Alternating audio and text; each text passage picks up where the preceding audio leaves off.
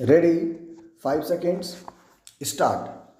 Even assuming that the arbitration process involved highly technical and complex issues, which was time consuming, even then, it was open for the arbitrator or for the parties to approach the court for extension of time to conclude the arbitration proceeding, which was not done either by the arbitrator or by any of the parties. Stop.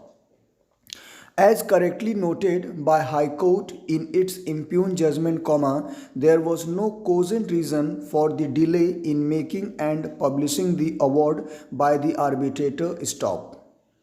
He already had the relevant materials at his disposal and could base his findings on the observations made by the three arbitrators who were appointed prior to him. Stop. Next para.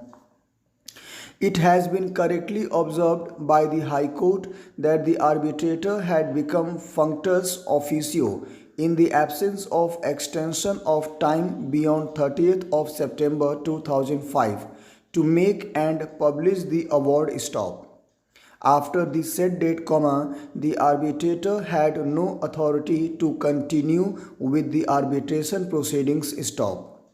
The learned counsel, appearing on behalf of the appellant, argued that in the absence of any statutory period prescribed under the Act for rendering an award, the direction of the court to conclude the arbitration proceedings within the time prescribed by it, would not make an award passed beyond the time so prescribed, null and void. Stop.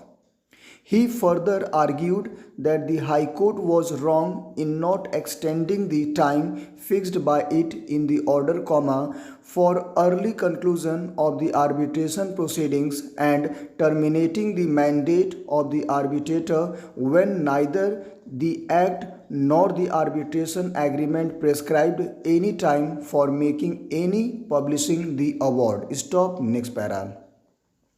So far as this decision is concerned, we may keep it on record that this decision was rendered under the Arbitration Act of 1940 and not under the present Act, with which we are only concerned. Stop.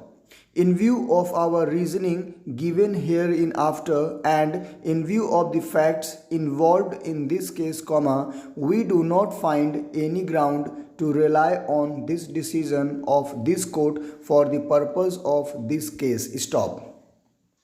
We have carefully gone through para 8 of the decision relied on by the learned counsel for the appellants. Stop. We may not forget that we are concerned in this case with the Arbitration Act 1894. Stop.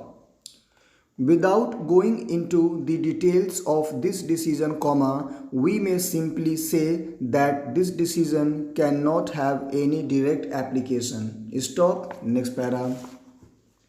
Even assuming that the arbitration process involved highly technical and complex issues, which was time consuming, even then, it was open for the arbitrator or for the parties to approach the court for extension of time to conclude the arbitration proceeding, which was not done either by the arbitrator or by any of the parties. Full stop, and thank you very much, guys.